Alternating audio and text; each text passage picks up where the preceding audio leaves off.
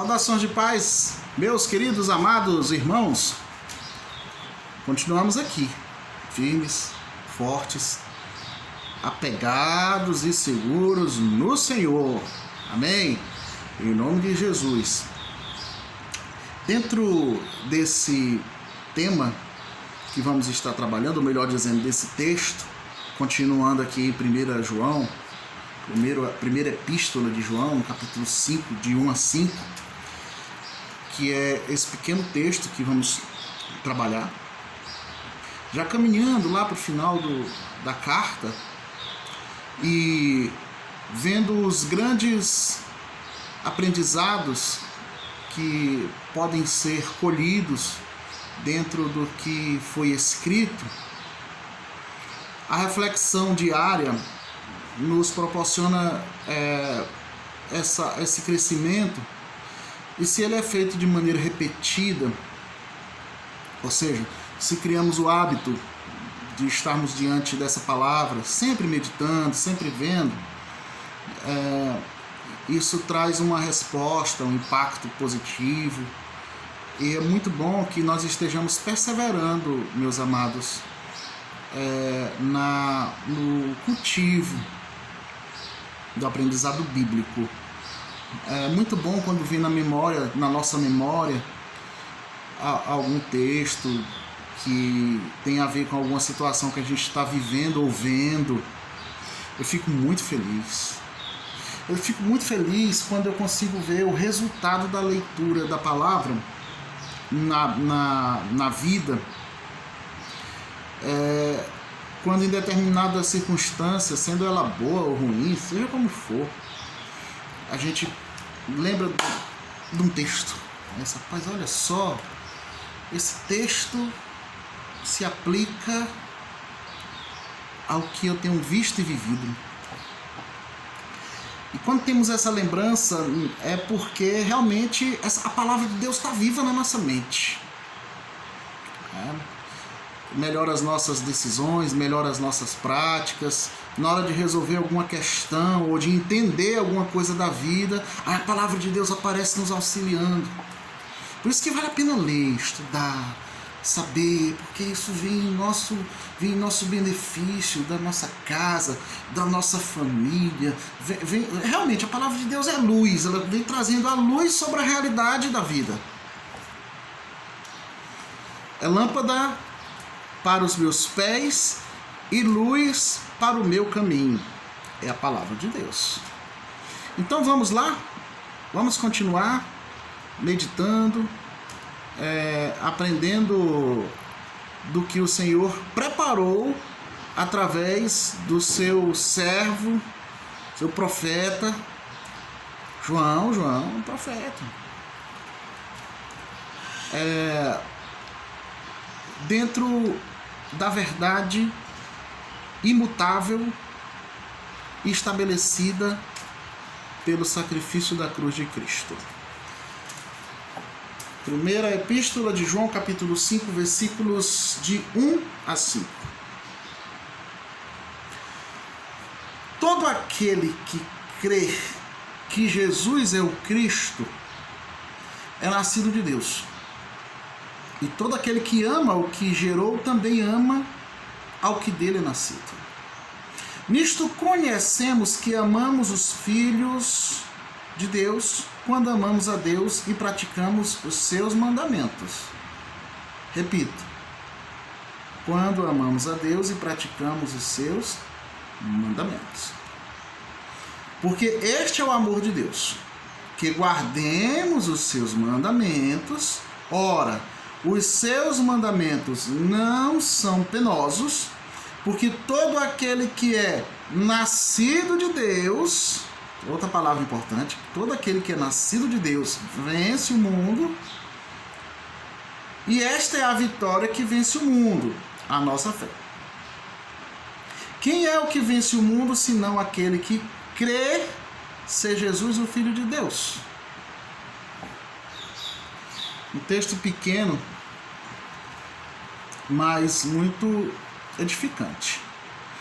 Vamos começar da seguinte forma: o que significa ser nascido de Deus? É uma pergunta Porque o texto está dizendo que todo aquele que crê que Jesus é o Cristo é nascido de Deus. Aí onde vem a pergunta: o que significa ser nascido de Deus? É uma resposta que o próprio texto está dizendo: é aquele que crê que Cristo vive, que crê que Cristo virá e que ele venceu a morte, dentre outras coisas que nós veremos. Então, a pessoa que é nascida de Deus, ela cultiva um amor espiritual. Eu quero chamar a atenção para a palavra cultivar. Cultiva um amor espiritual. Tudo que é cultivado, espera-se que se desenvolva. Existem as pragas, existem as ervas daninhas, existem os vetores que prejudicam o cultivo, seja do que for, a criação de alguma coisa, sim.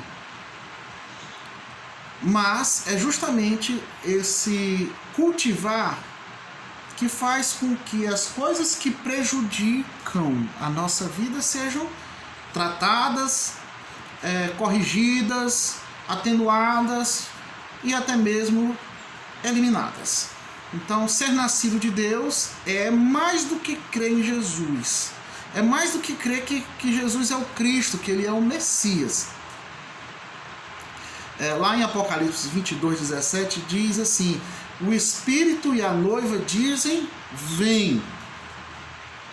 Então não é apenas uma questão de crer, mas de querer que venha. Quem é que fala assim, vem? Segundo Apocalipse 22:17. É o Espírito e a noiva. Quem é a noiva?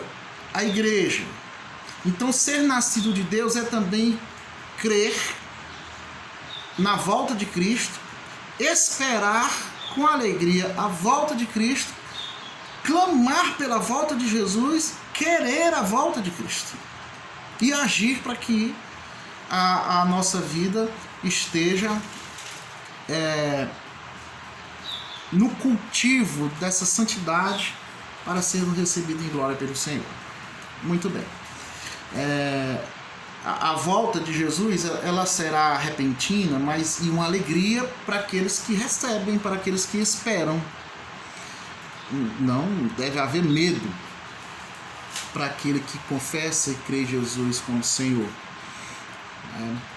Como diz em Ezequiel, capítulo 36, versículo 26, eu vou ler aqui, que diz assim: dar-vos-ei um coração novo, e porei dentro de vós um espírito novo, tirarei de vós o coração de pedra, e vos darei um coração de carne.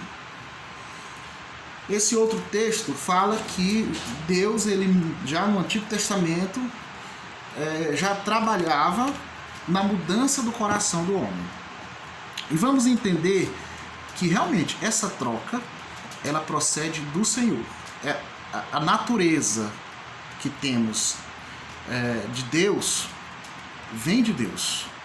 Não é dom de vós, né? Pela graça sois salvos, pela fé. Isso não vem de vós, é dom de Deus. Temos aqui outro texto que compactua com o mesmo pensamento. Quem é nascido de Deus também tem amor pela igreja. É outra característica. E quando eu lembro de igreja, eu penso em serviço. E não em ser servido. Eu penso em servir, não em ser servido. Então, quem ama demonstra ser nascido de Deus através desse amor oferecido, desempenhado e entregue à igreja. Ora, meus irmãos, quem é nascido de Deus procura seguir também os mandamentos. Lá em Apocalipse, capítulo 14, no versículo de número 22, eu vou avançar aqui um pouco para a gente chegar lá.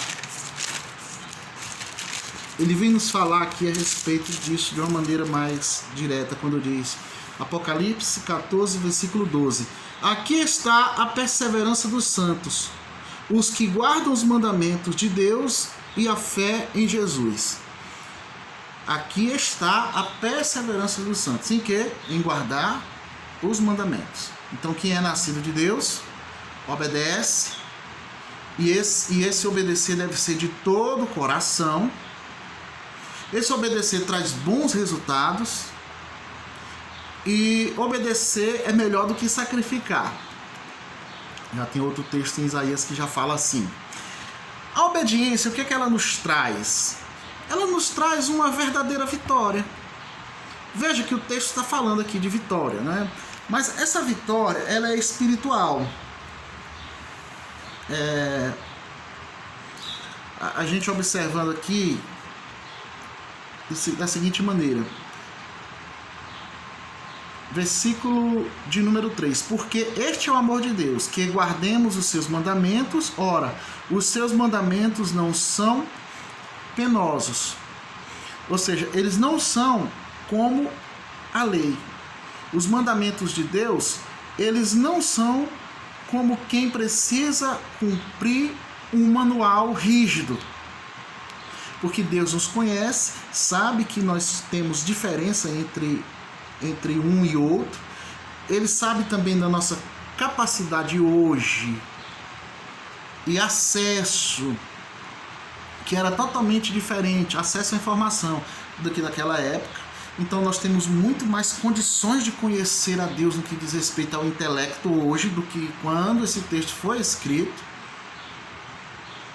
Não podemos reclamar de não termos oportunidade, embora em alguns lugares do mundo seja difícil ainda, mas não podemos reclamar de oportunidade de procurar conhecer ao Senhor através do conhecimento, embora nós possamos fazer isso através das nossas experiências. E como diz no versículo 4, essa vitória é espiritual. Porque todo aquele que é nascido de Deus vence o mundo, né? Vence a vitória, né? Vence o mundo. A nossa fé. Ao 5.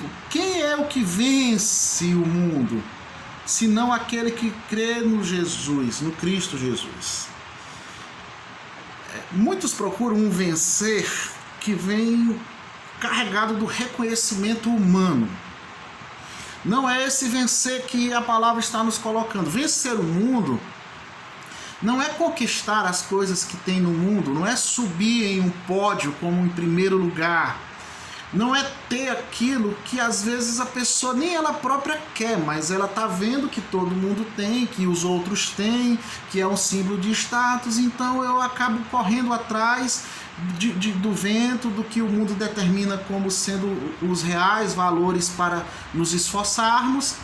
E muitos estão aí nessa corrida desenfreada de conseguir conquistar aquilo que vai trazer uma aprovação do mundo, das pessoas, da maneira como vamos ser vistos, e embora sejam coisas que a gente nem quer, a gente nem precisa. Como se a vida fosse muito complicada. Então, ter essa concepção do que realmente é necessário para a nossa vida é uma vitória espiritual. As nossas necessidades, elas podem influenciar na nossa vontade. Agora, quando a nossa vontade influencia de uma maneira que a gente esqueça as nossas necessidades, aí nós estamos seguindo aquilo que o mundo diz que precisamos ter. Isso não é vitória espiritual. Isso é o pódio de primeiro lugar que o mundo oferece para que nós estejamos, ou seres humanos, as pessoas, estejam se distraindo, esquecendo da cruz de Cristo, querem subir no pódio ao invés de olhar para aquele que subiu a cruz por nós. Que sim, Jesus é quem está em primeiro lugar.